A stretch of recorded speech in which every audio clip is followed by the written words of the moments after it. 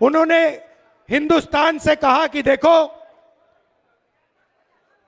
आर्थिक तूफान आ रहा है,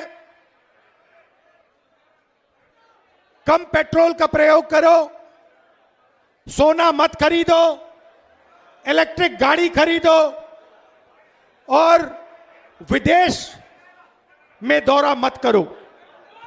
और फिर उसी के एक दिन बाद 3-4 हजार करोड़ रुपए के हवाई जहाज में नरेंद्र मोदी घुसे, इटली की ओर गए, जेब में टॉफी ले गए और वहां की प्राइम मिनिस्टर को उन्होंने मेलोडी टॉफी खिलाई।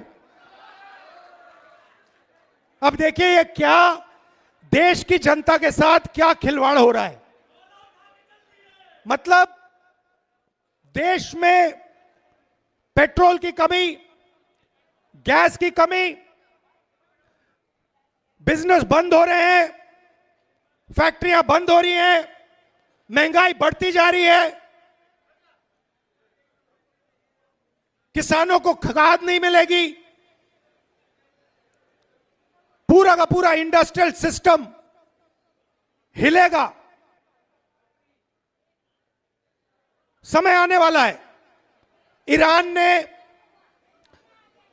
अमेरिका और ईरान की लड़ाई हुई, उसने हॉर्मुज को बंद कर दिया। 20% तेल मार्केट से हट गया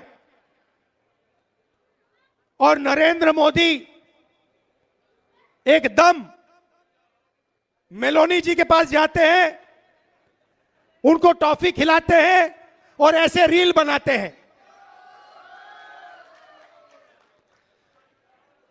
अब देखना, नोटबंदी के बाद नरेंद्र मोदी ने रोते हुए कहा था, मुझे फांसी पे चढ़वा देना अगर काला धन खत्म नहीं हुआ। याद है आपको? रोते हुए कहा था।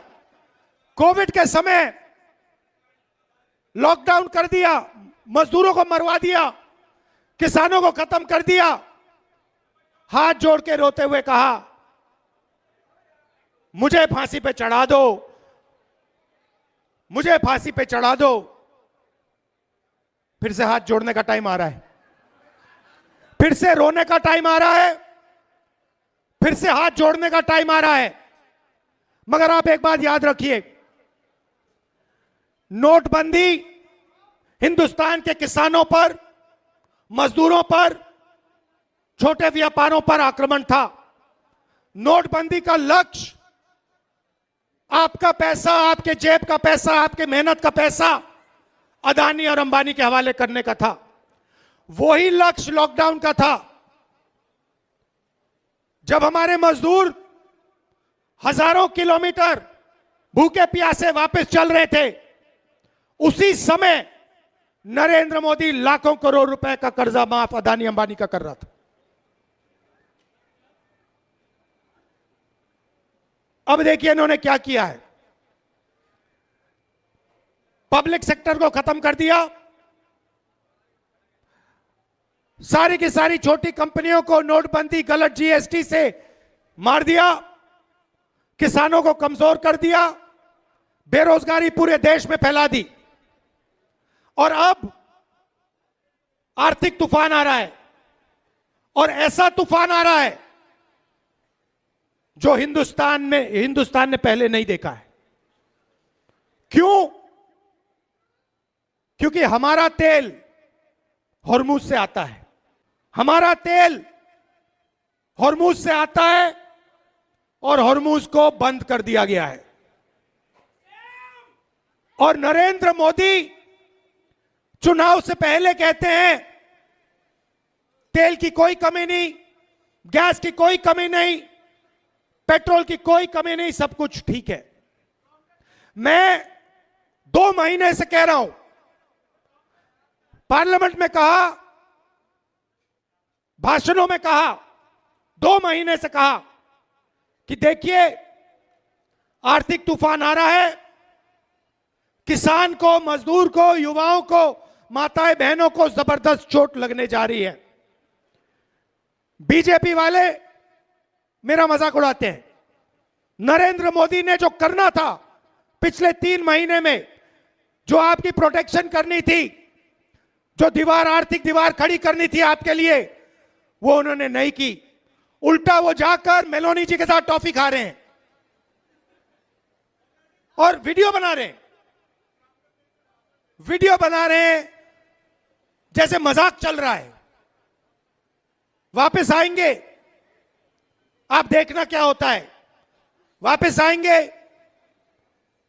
आर्थिक तूफान आएगा, गरीब लोगों को चोट लगेगी, किसानों को खाद नहीं मिलेगी, पेट्रोल डीजल के दाम आसमान तक पहुंच जाएंगे, महंगाई बढ़ेगी। उसके बाद नरेंद्र मोदी हाथ जोड़ेंगे, कहेंगे भाइयों और बहनों मुझे फांसी पर चढ़वा दो। रोएंगे, कहेंगे मेरी गलती नहीं है, अगर मेरी गलती है तो मुझे फांसी पे चढ़ा दो, कहेंगे, आप देखना। तो मेरा कहना है कि उनका काम अर्थव्यवस्था की रक्षा करना है, उनका काम देश की रक्षा करने का है, उनका काम अदानी और अंबानी। भैया गर्मी है, डिस्टर्ब मत करो, गर्मी है, डिस्टर्ब मत करो, लोगों का मूड खराब हो जाएगा, वो आपके नारे सुनने नहीं आए हैं। तो उन्होंने क्या किया है पिछले 12 साल में? देश की रक्षा हमारा संविधान करता है, हमारी संस्थाएं करते हैं, हमारे इंस्टीट्यूशंस करते हैं, इलेक्शन कमीशन करता है। मैंने मीडिया के बारे में मजाक उड़ाया, मगर इनकी जिम्मेदारी लोकतंत्र की रक्षा करने की होती है। नरेंद्र मोदी जी ने पिछले 12 साल संविधान पर आक्रमण किया है, हमारी सारी की सारी संस्थाओं को नष्ट किया है, आरएसएस के लोगों को हर यूनिवर्सिटी में वाइस चांसलर बनाया, इलेक्शन कमीशन को पूरा कंट्रोल किया, वोट चोरी का सिस्टम बनाया, जुडिशरी पर दबाव डालकर उनको डराकर उन्होंने अदानी अंबानी की पूरी मदद की। और अब मुश्किल क्या है कि अब अदानी अंबानी देश को नहीं बचा सकते, अब नरेंद्र मोदी देश को नहीं बचा सकते हैं। अब सिर्फ हिंदुस्तान का किसान, हिंदुस्तान का मजदूर, हिंदुस्तान का युवा इस देश को बचा सकता है। और आपके इन्होंने हाथ बांध दिए हैं, आप सबके हाथ बांध दिए हैं। जो आप पहले मेहनत करते थे, फैक्ट्रियों में काम करते थे, पब्लिक सेक्टर में काम करते थे, ये हिंदुस्तान की स्ट्रेंथ थी, इन्होंने इस सब को खत्म कर दिया है। अब भी मैं इनसे कह रहा हूं कि टॉफी बांटना बंद करो और एक्शन लेना शुरू करो। किसानों को खाद नहीं मिलने वाला है, खाद की सप्लाई की तैयारी करो। आपका दोस्त अंबानी हिंदुस्तान का तेल आज भी बाहर एक्सपोर्ट कर रहा है, आज भी करोड़ों रुपए का तेल हिंदुस्तान के बाहर जा रहा है।